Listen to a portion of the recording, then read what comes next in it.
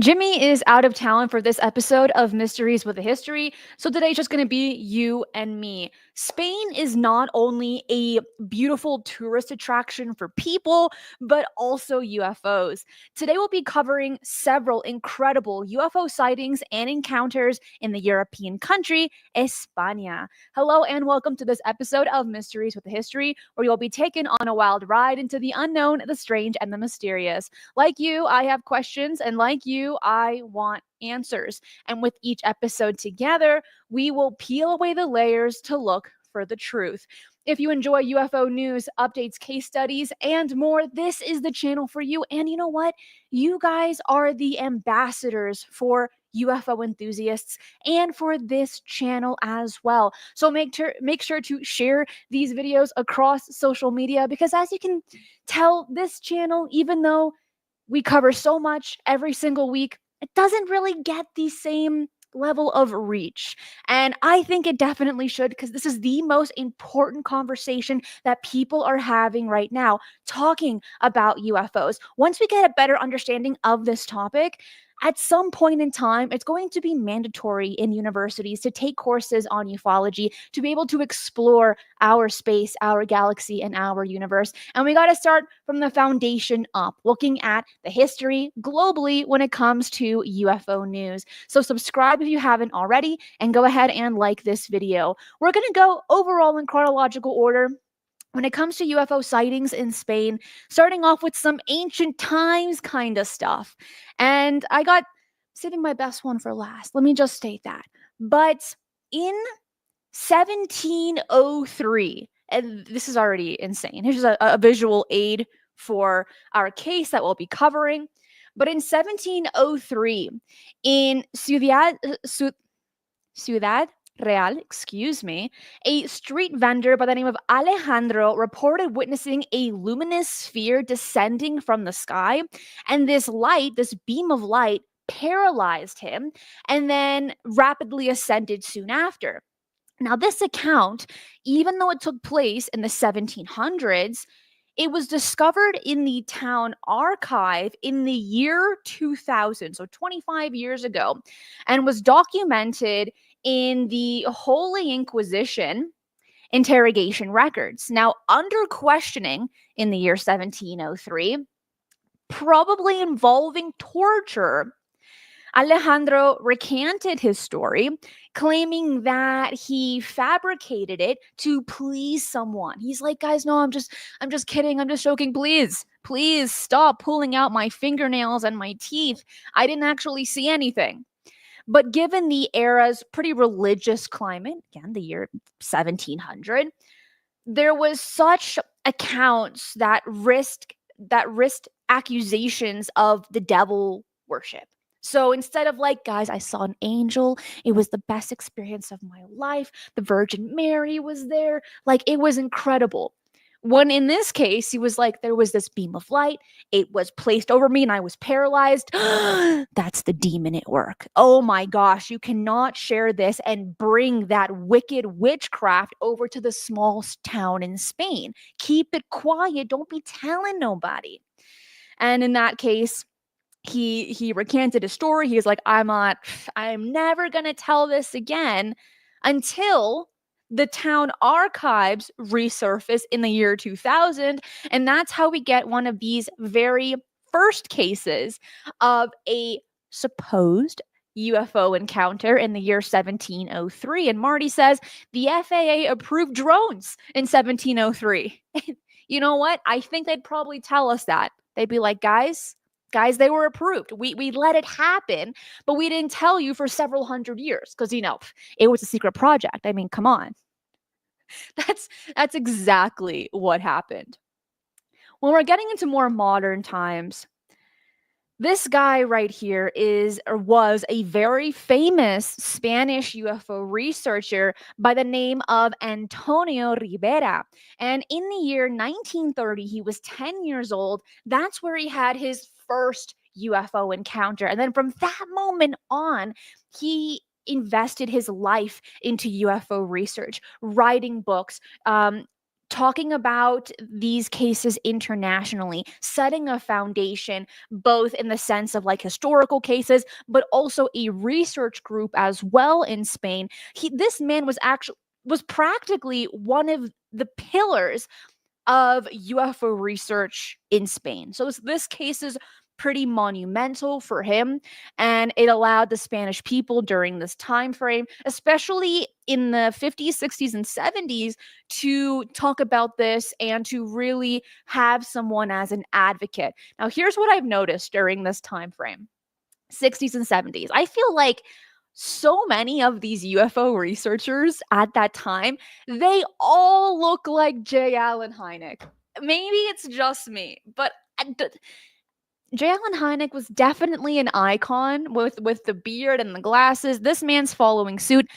People are stating that the previous chief of Aero or director of Aero, Dr. Sean Kirkpatrick, also looks like J. Allen Hynek. Look, I'm not making the rules here.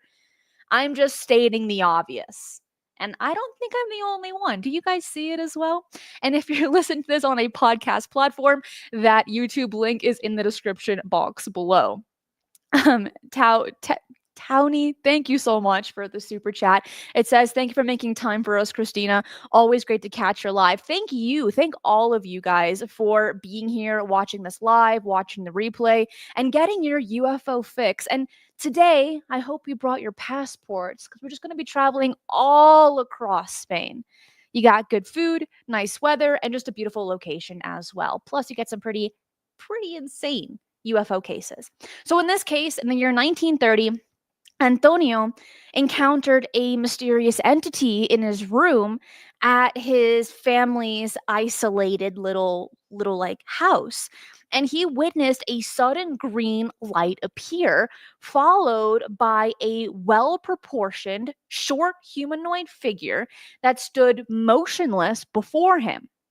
And he was initially scared. He's 10. He's like, what are you doing in my room in the middle of the night? Why are you so small? Like, what's going on here? But then he felt unusually calm as he observed this quote, unclothed being, which appeared against a black backdrop of pleasant, non blinding green light that filled his sleeping area.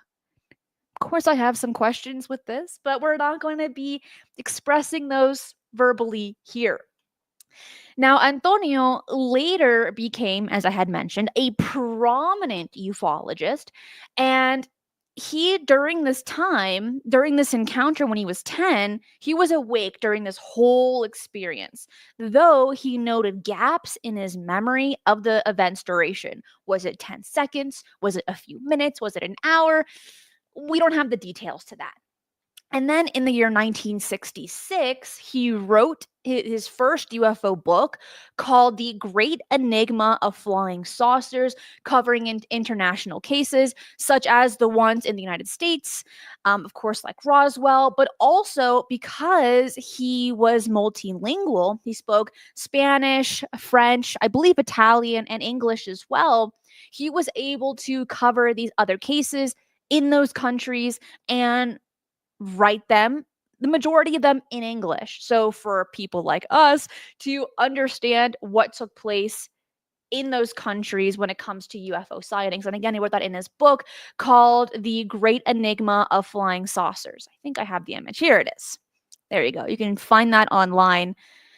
But on top of all of this, he had several interests, he had several jobs, but he also had a background in underwater exploration, which naturally led him into the interest of USOs, unidentified submerged objects. Now, during this time frame, it wasn't really spoken about. Yes, you had ufologists, but you didn't have usologists.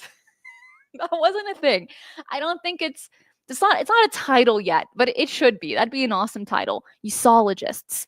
And with his understanding of diving, of underwater exploration, and the stories and the cases that have been given to him over the decades from people that have seen objects come in and out of the water, he thought to himself, I need to explore these areas. So he'd go off to the coast of Spain and attempt to investigate and do research and speak to the locals to get better understanding of what was going on in those areas. And he was one of the first to do it. So this man was monumental. He really made a difference in the research in Spain. However, it's unfortunate that we don't talk about him enough. But we're going to start. Whenever he comes up, we're going to bring it back to this moment and say, hey, remember we spoke about Antonio during the Spanish UFO episode? Yeah, watch it again to get a little bit of a preface of who this man was. Then the year 1960 comes around. And between 1960 into the late 1970s, it was a crazy time period for UFO sightings in Spain, which it seems like on a global level, there was a lot going on with UFO sightings. We've covered that so many times. I'm just touching on that sentence here today, but I have a handful of cases that we're going to be covering in that time frame. The first one took place in the summer of 1960 when a school teacher by the name of Don Miguel encountered two strange humanoid entities while riding his motorcycle in the Spain Cadiz region. And at around 1 p.m., he spotted a 6 to 7 foot tall figure, completely red in color, moving swiftly like a mechanical doll about 50 feet ahead of the road. And after stopping his motorcycle, he's thinking to himself, what am I looking at? It kind of looks like the Michelin Man, but it can't be. This thing is ginormous. It's so tall and it's in the middle of the road in the middle of the day. There's no stand of him selling tires, people that accidentally pop their tire on the road. They're literally just standing there. And next to this very tall one, 6 to 7 feet, there was a shorter one standing right next to the first looking entity. And the short one, as you can see in the image right here, wore a single black boot on just 1 foot. As Don Miguel watched this whole thing happen, it only happened in approximately 30 seconds. Both figures crossed the white earthen road, and their forms, clearly visible and displaying distinctive ringed outlines, as we can see in this image, were completely reminiscent, even to Don Miguel, as the Michelin mascot. Can I state this? May I? Is that it's so strange, but there have been a handful of references over the decades of people seeing Michelin man type entities in places such as France, Spain, of course, England, and even the USA. And these were not people in their cute little mascot outfits. They would really be classified as like these unknown entities. In this image here, I thought it was kind of like a little fun fact for us on how the Michelin Man has changed his look over the decades. And if we look at 1960, where this incident took place, it should have looked something like this. So the entity that he saw looked similar to this hamburger car tire looking guy. The face definitely gives me McDonald's vibes from that same time frame, 70s, 80s kind of deal. And here's the scary image of 1910 of how the Michelin Man looked in his mascot outfit, saying, hey guys, buy some tires. We're so awesome. It's a little fun fact to add to that. But back to this. This was recorded in the APRO bulletin in 1980, as we can see right here, in July of 1980, even though this took place in the summer of 1960. The links will be in the description box below for you to look at on your own time as well. When he's seeing these things in the middle of the road, in the middle of the day, he's stopping his motorcycle, and he tried to get closer to these things. He's like, this is weird. This is bizarre. Let me get a closer look, see what's really going on. Maybe it's a man in the suit. We won't know until we ask. But then these entities completely vanished, gone. There one moment, gone the next. Where did they go? Don Miguel was totally shocked. And he's like, the only thing I can do now is continue going to my destination. He hops back on the motorcycle and he just goes where he needs to go. But the whole time he's riding on the road, he's like, what did I just experience? What did I just encounter? And who's going to believe me if I were to say, hey guys, you won't believe this, but I just saw the Michelin Man and then it just disappeared. He was just nowhere to be seen again. That's why we didn't hear about this story until 1980, at least here in the States, when it was reported on the APRO bulletin. But this definitely added some validity because there have been other people around the world, again, like France, England, Spain, and even the United States, that have seen these Michelin Man type entities, these like kind of chunky ring things walking around. Some of them minding their own business and some of them are not. In this case for Don Miguel, he was like, I need to do more research. I need to understand if I was the only one that's seen this or if other people have seen them. And from the records, other people have as well. There's the Michelin Man. There's a back from 1910. But then 1970 hits around. 1974 to be specific.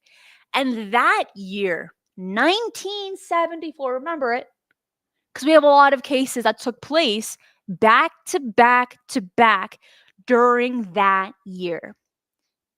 If you were alive during 1974, what was one of your most memorable encounters or experiences during that time frame? I just want to know. Tell me in the live chat, tell me in the comments as well. Because when it comes to Spain, could you just imagine you're minding your own business? Maybe you're just touring Spain, just really enjoying the scenery and the food there. And you just happen to hit all of these UFO experiences and encounters one by one, because a lot took place, especially in the month of March. March in 1974, the month of March was the most crazy for UFO reports. Okay? Write that down. Remember it. There'll be a trivia question at some point in your life where someone's going to ask you, be like, you know what, Cristina taught me this, and now it's my time to shine on this trivia, on this information. So here you go. Starting off with March 20th, 1974. I'm going to keep saying it every time. At 11 a.m., a pocketbook salesman by the name of Adrian Sanchez witnessed a massive airship-like object about 500 to 600 feet long near Castillo de las Guardas. And there were 3 smaller yo-yo shaped craft, approximately 25 feet long, with aluminum-like exteriors emerging from the larger vessel. Got a huge vessel, got little tiny ones, and it's coming out of the mothership practically. I can count on both my hands the amount of reports I have read very similar to that one. One of the most famous ones being the Tehran, Iran incident. Okay, that's just one out of many. And on top of that, so you have this mothership pew, pew, pew, pew, pew, shooting out all these little baby ships. But it only gets more scary because poor Mr. Sanchez was being chased by these objects while he was driving his car. And then somehow they just disappeared at high speeds and they were gone.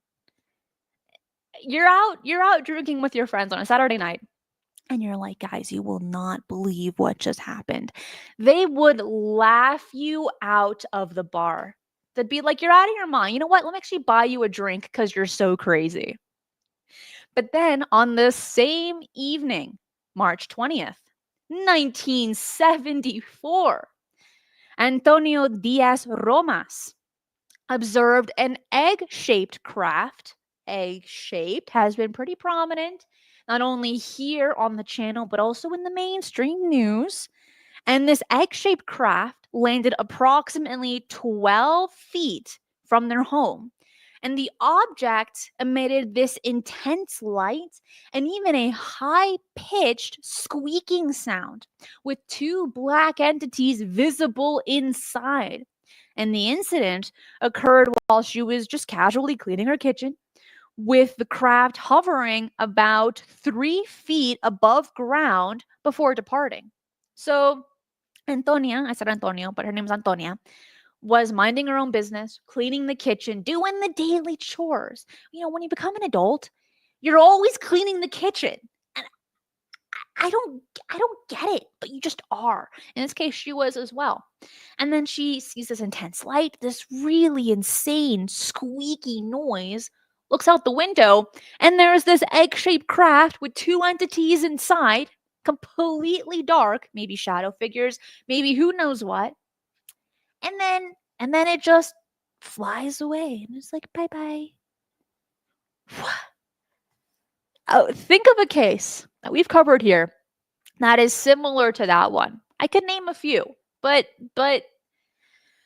March 20th, 1974, those two encounters happened back to back. But then, because we didn't forget, a few days later, March 27th, 1974, at 8:30 p.m., a 13-year-old by the name of Pedro and his friends observed an oval craft, maybe egg-shaped, but we're gonna call it oval in this case, the way that it was described, hovered 25 feet above the ground for about 10 minutes.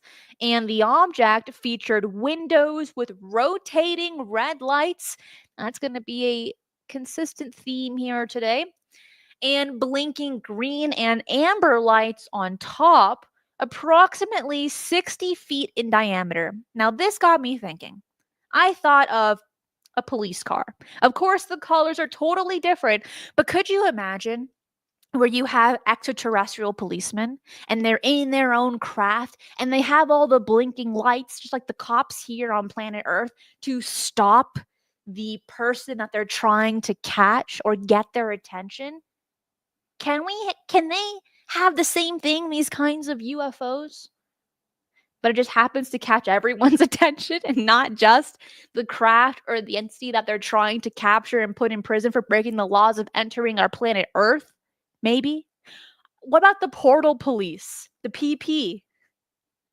We haven't covered that in a very long time. But what if there are dimensions, right, that you're not really able to enter or exit because it literally breaks laws. So you have the PP come in, the portal police, and they're like, nah, sorry, you don't have the authorization. And then if you jump through it, they get in their little UFO craft with all the blinking lights and they're trying to chase you down and put you in interdimensional prison. Now, I'm goofing off just a little bit, but also simultaneously, it's a serious question. It's also a serious thought. It's a little bit of both here. But the PP, Portal Police, I bet you that one has to be a thing. And if it is, are they hiring? That'd be a fun job.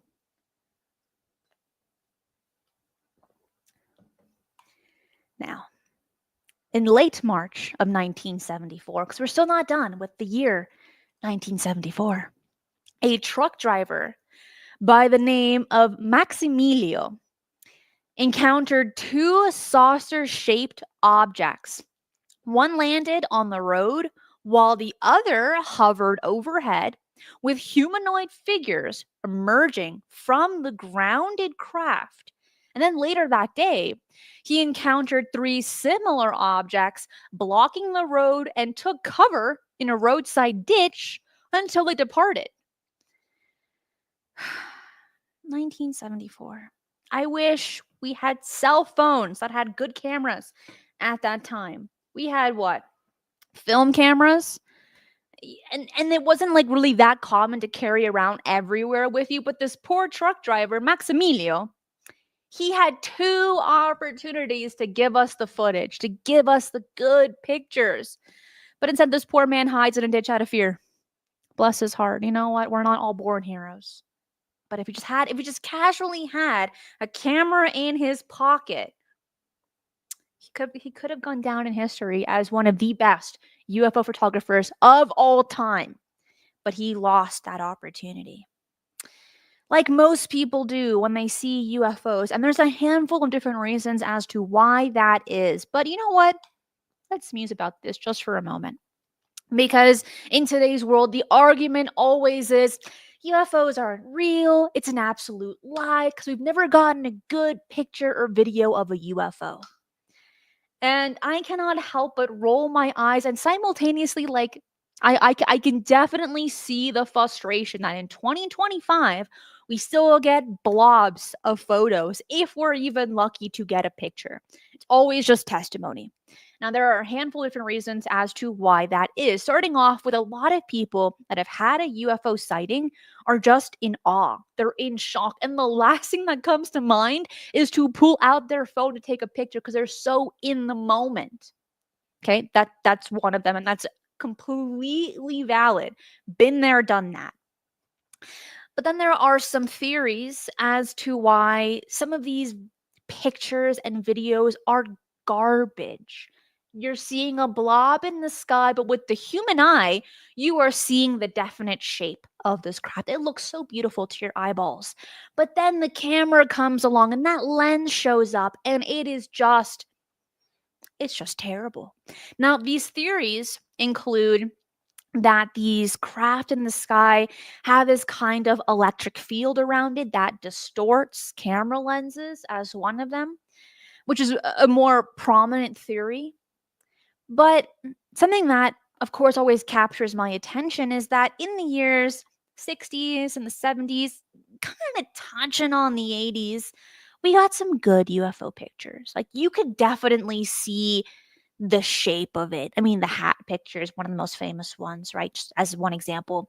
And those were taken with film cameras. We're not dealing so much with electronics compared to today, where you're not going to find a good one. That's public. Okay. That's in the public domain. You're not going to find one. So I always say, just keep a crappy camera in your pocket. One of those disposable ones. Because maybe, just maybe, you might be at the right place at the right time and you might get that picture, that $1 million shot. Ooh, people would be jealous. So for 2025, your New Year's resolution is to keep a disposable camera in your purse, in your back pocket, in your satchel, because you never know when you might need it. Back to this one. So in June of 1974, because we're still in that year, a person by the name of Santiago Romero had a close encounter near the Medellin Castle, and he observed a cone-shaped craft with a transparent bottom section, roughly about 60 feet in diameter, with a 30-foot high tower on top of it, because it's cone-shaped, right? And through the transparent section, he saw 3 humanoid beings, 6 to 7 feet tall, wearing helmets, and they were kind of like messing with some controls in that little transparent area of their cone-shaped craft.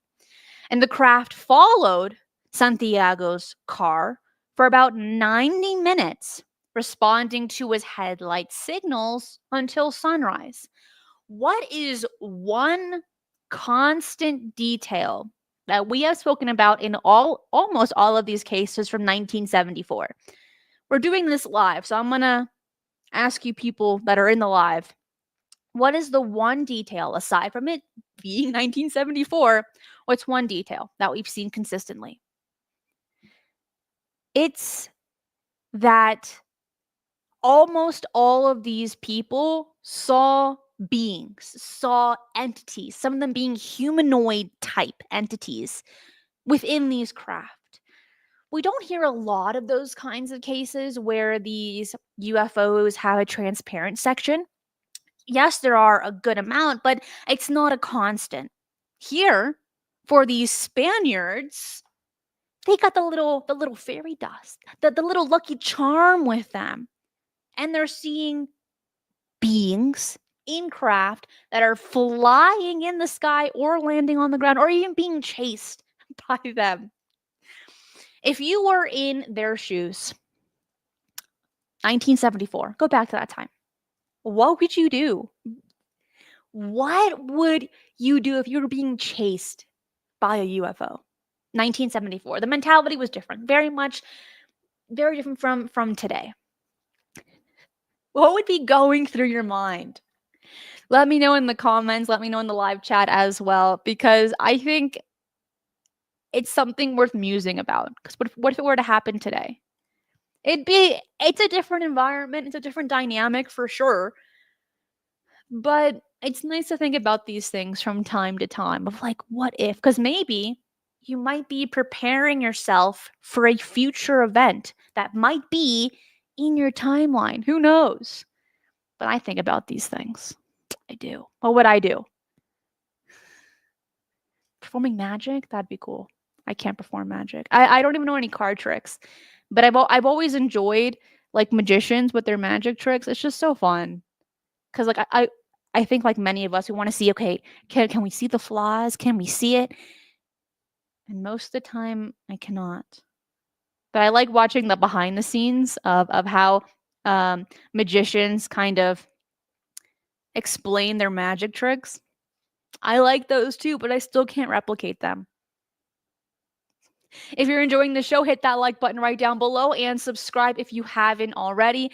If you enjoy UFO news, updates, case studies, interviews, and more, and please share these episodes on your platforms of choice because you are the ambassadors for this channel. I got many more cases for you because Spain is crazy. A lot happens in Spain with UFO sightings, and some of these I'm learning them with you for the first time. I'm like, hold up. How come I didn't know about this? That's why I love doing this with you because we're learning about this together. I do not know everything, and I will be the first to admit, guys, first time over here. This is so cool. Let's cover it together. Which we're doing right now. This next one, this one's a very famous one. Took place in 1976, 2 years after that famous year of 1974. This one is the Talavera La Real Air Base encounter from, again, 1976, specifically November 12th, where 8 soldiers at the Spanish military facility near Badajoz encountered a strange light phenomenon. This encounter began at approximately 2 a.m. when 2 soldiers by the name of Jose Maria Trejo and Juan Carrizosa were conducting routine security duty in their base's fuel stock zone. Can I state this? I'll make this quick. In all of these cases, we have a first and a last name for these guys. These Spaniards are not scared to share their UFO experiences. There are no alias names. There are no just first names. These people are laying it on the line what they do, their first and last name, and where many of these cases took place. Just a little bit of an applause, okay? That deserves some real respect. Even these military officials and pilots, which we'll get to in just a moment, they're telling you how it is. Telling us who they are. So these 2 guys were just doing their surveillance near the base's fuel stock zone, and their first indication that something was kind of strange came in the form of a very unusual sound, initially resembling radio interference before transforming into a very acute penetrating whistle so intense it caused physical pain to the ears. If you think nails on a chalkboard is bad, if you think scratching foam is bad, which that is just terrible, this whistling sound was so painful to these guys' ears that it made the ears physically hurt. And this bizarre acoustic phenomenon persisted, poor guys, for about 5 minutes before abruptly ceasing. Here is Jose Trejo. He has come forward, he has given interviews, he's shared his experience. That is some real respect. Following the standard protocol, the soldiers conducted an initial perimeter search, finding really nothing unusual. They couldn't find the source of this very strange sound that happened around the base for 5 minutes. However, this mysterious whistling soon resumed with even greater intensity. So if you thought the first time was bad, it just got so much worse, reaching a level that the soldiers feared that it might rupture their eardrums. It was that bad for these guys.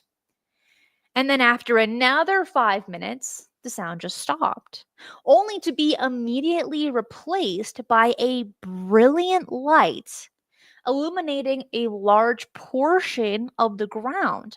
And this aerial phenomenon lasted approximately 20 seconds before vanishing. What is going on here? You have these loud noises, you see this strange light in the sky, but it only gets more intense because remember, this took place on a military installation. Now, what is the first thing soldiers do? They shoot first and ask questions later. It happened here in Spain. Doesn't matter the country. The US gets a bad rap, but a lot of these countries ask first. No, shoot first and then ask questions later. There was a third soldier by the name of Jose Hidalgo who joined them with the military dog, trying to find where this noise was coming from, where this light was coming from, and what was going on. And after reporting to Corporal Pavon, who ordered a full search of the area, the three soldiers proceeded with their investigation. And the encounter just got more weird, more strange, more bizarre, where it turned like they experienced a localized whirlwind that seemed to affect only their immediate vicinity. So out of nowhere, this wind is just making a mess in a very specific area, almost like a dust devil, but more acute. And the sound of breaking branches drew their attention, these three soldiers and the dog. They look to their side and they say, "What is going on over there?" But when they released the guard dog to investigate first, the poor thing, the poor little puppy, returned frightened and disoriented, exhibiting unusual behavior that suggested imminent danger. So these animals, and we know this, but I'll repeat it anyway. Animals are used because they have this sense, this like sixth sense that most people don't have. They're able to feel out things better than people. That's why they have them. And so they're like, okay, go figure this out. Go tell us what it is. Good luck. The dog said, absolutely not. I am way too scared. I'm not doing this. You don't pay me enough tennis balls or doggy treats to put myself in danger to go over there to that world. What I'm not doing it. You know what? Punish me. Put me in the pound, but I'm not doing it. But the most dramatic moment was yet to come when Trejo sensed a presence behind him, accompanied by a green glow. And turning around, he encountered a humanoid figure, like we're seeing on screen right here, approximately 10 feet tall, standing about 50 feet away. His fellow soldiers also witnessed the entity and described it as composed of numerous small points of light with unusually long arms and a very strange small head. The small head didn't match the rest of the body. And it looked like this entity was also wearing a helmet. And notably, none of the witnesses could recall seeing the figure's feet or legs. So, what any sane soldier would do, Trejo attempted to fire its weapon at the entity. And he found himself, the soldier, he was paralyzed by an unexplained weakness, then collapsing on the ground. And his fellow soldiers opened fire. They're like, "Whoa, you just hurt one of our men. We're not going to let you live." So they're shooting at this thing, discharging between 40 to 50 rounds of bullets. But this entity just vanished. It just faded away. And the way that they described it was like an image on a television screen. Almost, almost like it was using interdimensional technology, kind of like what we see on Star Trek when it says, "Beat me up, Scotty." And it kind of like fades almost like a TV screen. This same thing was happening for these guys, that they witnessed it firsthand. After this happened, there was a subsequent search and revealed that there were no bullet casings or impact marks in the wall behind where that entity stood, despite the significant number of shots fired. We're guessing 50 to 60 rounds. Now, a lot of the times, people that encounter or experience these close encounters or attempt to shoot at craft or entities that we don't fully understand, there are consequences. And Trejo suffered from physical symptoms, including headaches, to start off with, vomiting, visual problems, and he required hospitalization. The Spanish Air Force conducted an official investigation documented under their UFO investigation unit, and multiple witness accounts remained consistent through separate interrogations, and physical evidence included ground impressions and electromagnetic anomalies in the area. But for Trejo in particular, he did suffer health complications in the following weeks, and he had to go to the hospital multiple times. It wasn't a one-day deal, all right, go back home. He had to keep revisiting the hospital. And he was treated both by the local hospital and even the Air Force hospital in Madrid, with extensive medical explanations revealing nothing beyond a nervous maladjustment. Like, that was the only thing coming up in the paperwork. And despite numerous tests ranging from eye and ear examinations to blood work and x rays, doctors couldn't explain his symptoms. There was no answers for him. He got no closure for not only what he experienced, but the aftermath of it. These health consequences, really, that's what they were. Now, here's my question. Trejo shot a few times at this entity. His friends, the two other guys, they shot at it 50, 60 times. But there aren't records that I could find of them being hospitalized. I'm just putting that out there. I found that strange. What do you think? So far, out of the cases that we've covered, which one has been your favorite? Because we're still not done, but I want to ask a little bit early. Because so far, this one's pretty eye-opening, to say the least. Good point, Sherry. That is a great point. A lot of you guys are bringing up some great points. I'm glad that y'all are listening. You're awesome. In that same year, we're still on 1976. This was known as the Canary Islands UFO sighting. That took place June 22nd, 1976. And this sighting was first noted on La Palma at around 9:27 p.m. when a bright luminous object changing colors from yellow to white was seen moving slowly across the sky. This image here is the official investigation that was done by the Spanish military during that time. See, June 22nd, 1976. And here is, we actually have an image of what people were seeing on that day. But there's a lot to this particular case, so bear with me on this one as we go through this rather slowly. This sighting and this phenomenon wasn't an isolated account to La Palma. It was observed simultaneously across several islands, including Fuerteventura and the Canaria as well, with hundreds of witnesses ranging from civilians to military personnel.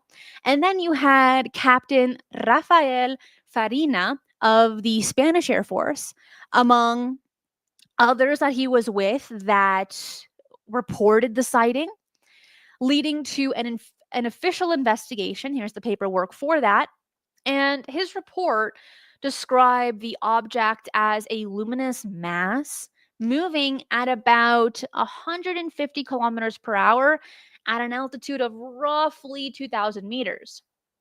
And then radar at the Gando Air Base also tracked this unidentified object. Like, that's what it was, corroborating the visual sightings by these hundreds of witnesses. Now, this event lasted for approximately 90 minutes, providing ample time for observation and documentation as well. The Spanish media widely covered the incident, sparking public interest and debate over what was really being seen. Was it a UFO or was it the military? Years later, this encounter was explained away as two missile launches from a submarine. But I have some questions. I really do. One of them is, why tell us years later? Okay. But why do an investigation of, like, I don't know what's going on. Let's check it out. Let's put manpower and taxes and all these equipment and money into do an investigation that we already know the answer to. I found that strange. Maybe it's just me. But were they missiles? Or was that just the cover story, like Project Mogul, when it comes to Roswell and their whole fiasco back in 1947 as one example of many? I don't know. But for this particular case, there is a public conclusion of, guys, just missiles. The other cases are open. They're open cases. We don't have the answers. This one, we do. But do we really?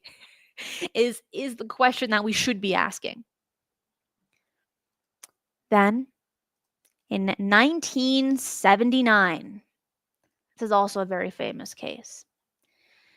And a very scary one as well, because this was the first in reported and recorded history that we know of publicly of a commercial flight that had to do an emergency landing because these pilots were on a course of this close collision with a UFO. Like, you can't sugarcoat that. Like, that is the best way to say it.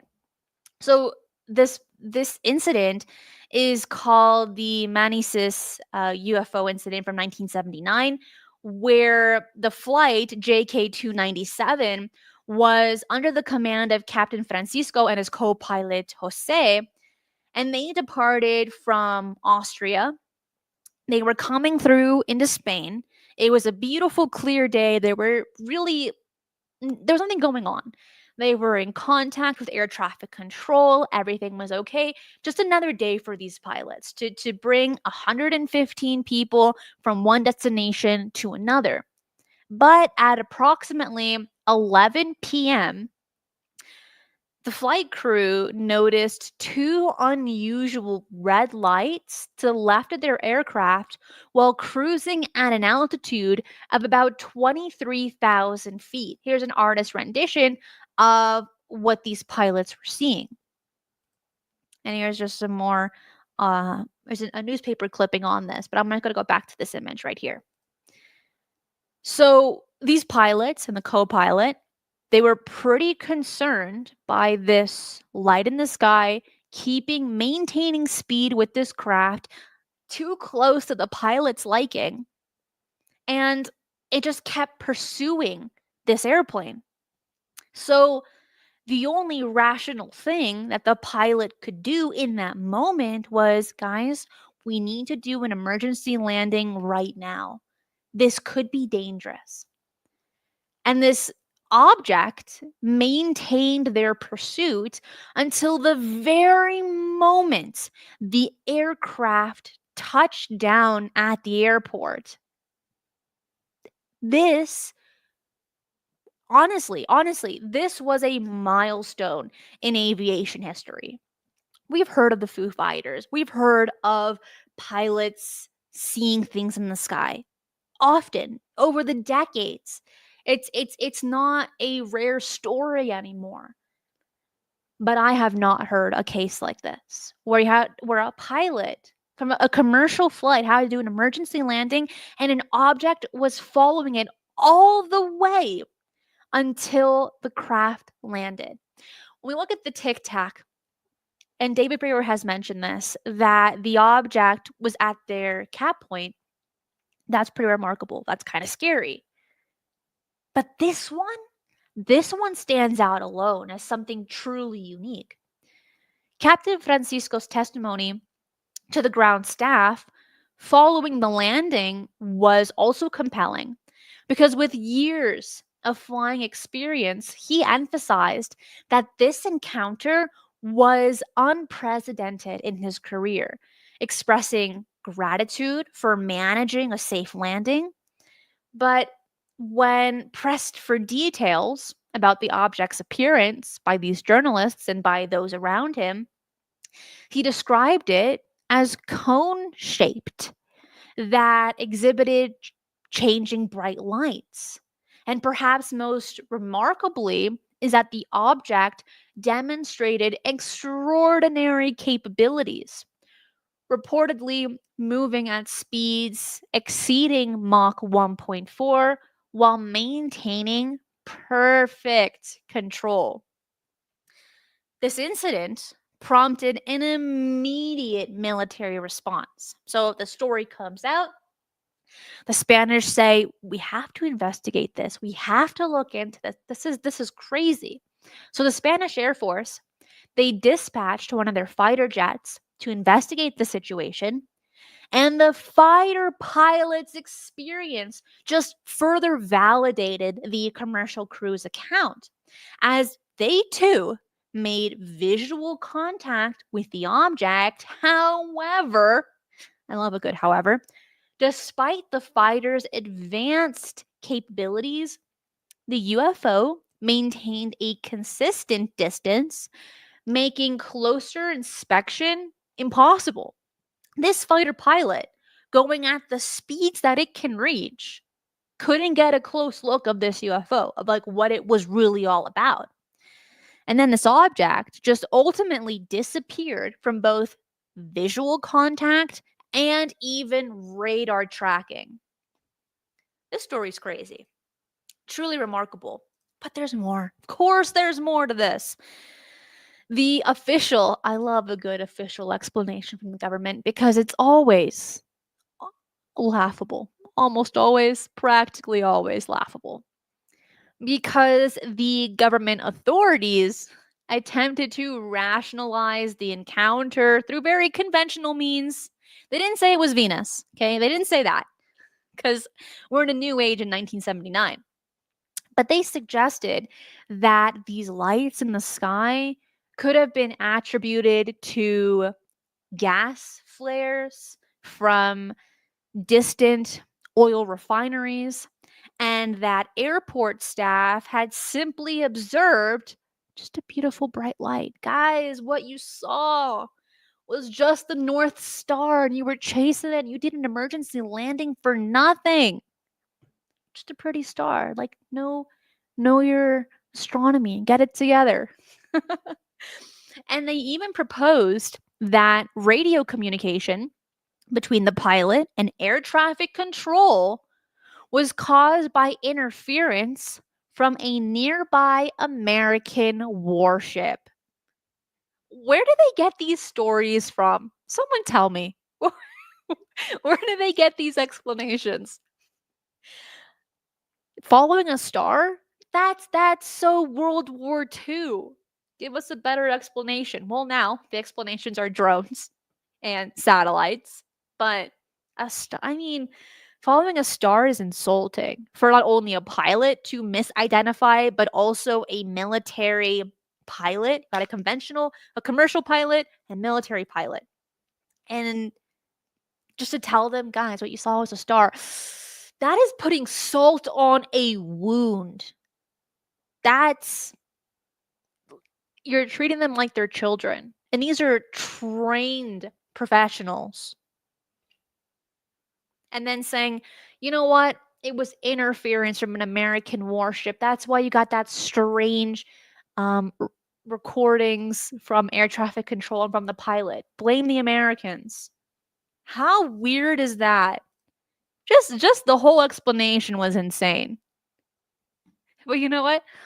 I still enjoy hearing government authorities' explanations because they're always outlandish. And you think what you said doesn't actually add up to any of the details. What debunker do you have on your team? Because it's not J. Allen Hynek anymore. He was a changed man. He went from being an absolute skeptic, an astronomer debunker, being on the paywall of the Air Force, to having to leave Project Blue Book after the Condon report. And then he's like, you know what? No, actually, no, there's something to this. He writes books on it. He helps write movies on it. He's a changed man. Could that happen with Dr. Sean Kirkpatrick? I don't know yet. It's still young in the timeline, but they look similar. So maybe they're similar up here too. I don't know about that one.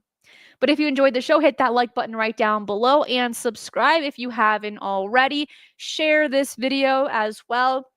And if you enjoy this kind of content and want to support the channel, become a Patreon member. There you get extra access to pictures and videos, live events as well, access to merch, all of these fun different things. And it is one of the best ways to support this channel, to allow this to keep going, keep growing, and create more content for you. That is it for today. I will see you soon. Be safe. And remember, keep your eyes on the skies.